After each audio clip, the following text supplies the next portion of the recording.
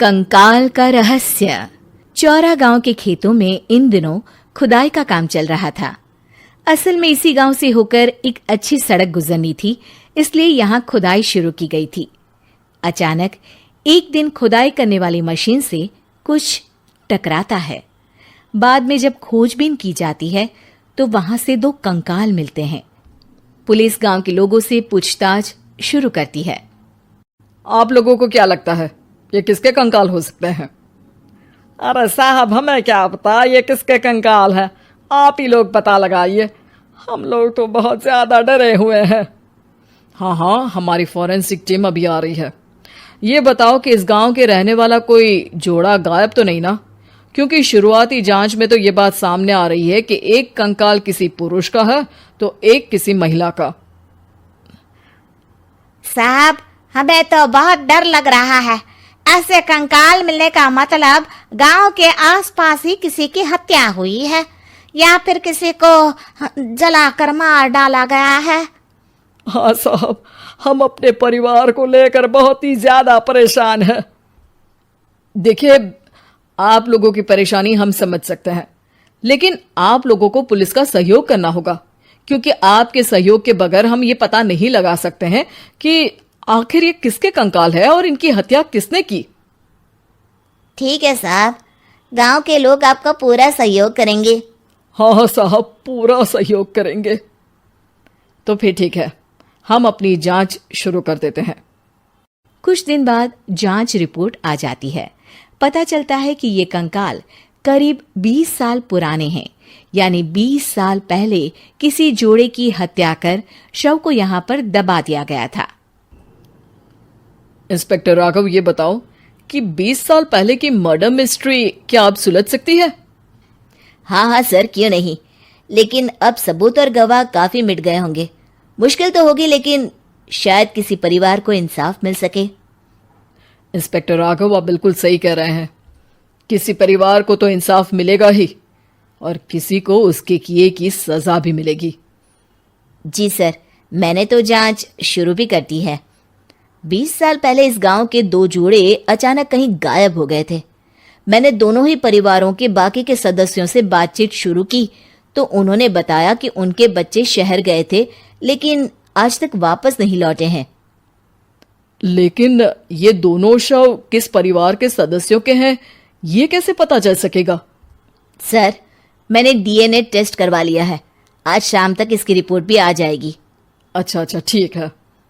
उसी शाम को सर, डीएनए रिपोर्ट के मुताबिक ये दोनों ही लाशें चौरा गांव के रहने वाले प्रधान सुल्तान सिंह के बेटे और बहू की है। लेकिन इनकी हत्याएं किसने की है, ये कैसे पता लगेगा? इसी का तो पता लगाने की कोशिश में जुटा हूं सर। आज सुल्तान सिंह से मिलने भी जा रहा हूं।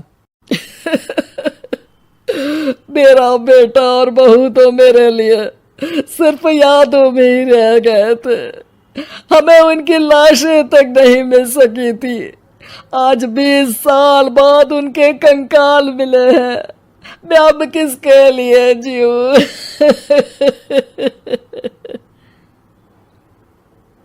लेकिन सर, क्या आपकी किसी से कोई दुश्मनी थी? अपने बेटे बहू की हत्या के लिए आप किसे जिम्मेदार मान रहे हैं? अब मैं किसका नाम बोलूं? मेरी तो किसी से दुश्मनी नहीं थी, बस मेरे बेटे बहू को कोई वापस ला पाता।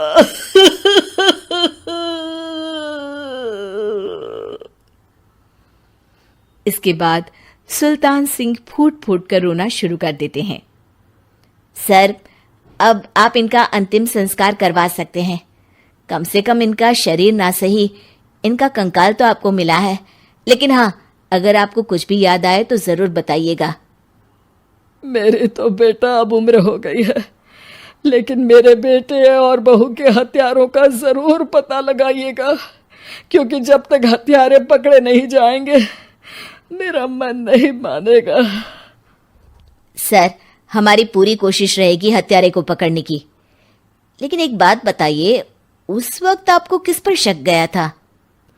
उस वक्त मेरे एक ड्राइवर को पकड़ा गया था, लेकिन सबूतों के अभाव में उसे छोड़ दिया गया था।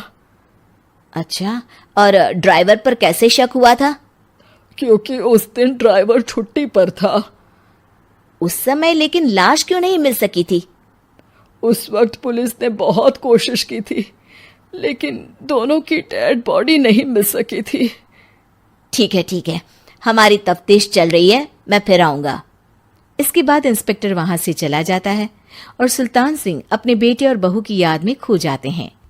कुछ दिन बाद सुल्तान सर, एक बात बताइए, जब आपके बेटे बहू की हत्या हुई थी, उसी के आसपास आपके ही गांव का रहने वाला एक और जोड़ा उसी वक्त गायब हो गया था ना? हाँ सर, अलका और अभिषेक, वो भी मेरे बच्चों जैसे ही थे। तो फिर वो कहाँ है?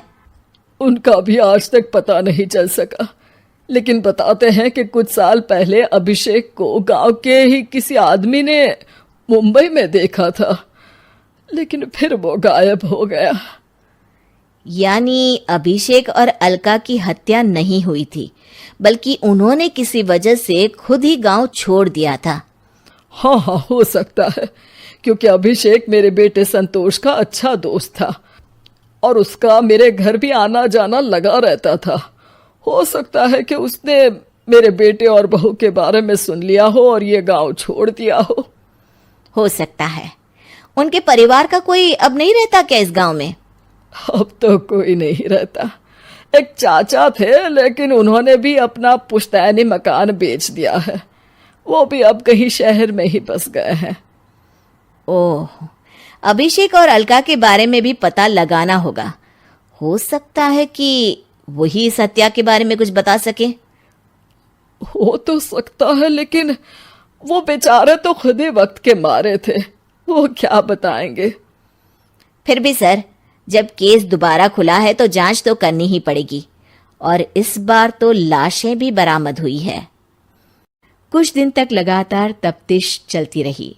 एक दिन थाने से सुल्तान सिंह को फोन आता है। हाँ, कौन बोल रहा है? सर, मैं कांस्टेबल तुलाराम बोल रहा हूँ थाने से। आपको थाने आना पड़ेगा। थाने? लेकिन क्यों? सर, किसी की पहचान करवानी है। अच्छा ठीक है, मैं दोपहर तक पहुंचता हूँ। सुल्तान सिंह दोपहर में थाने पहुंचता है।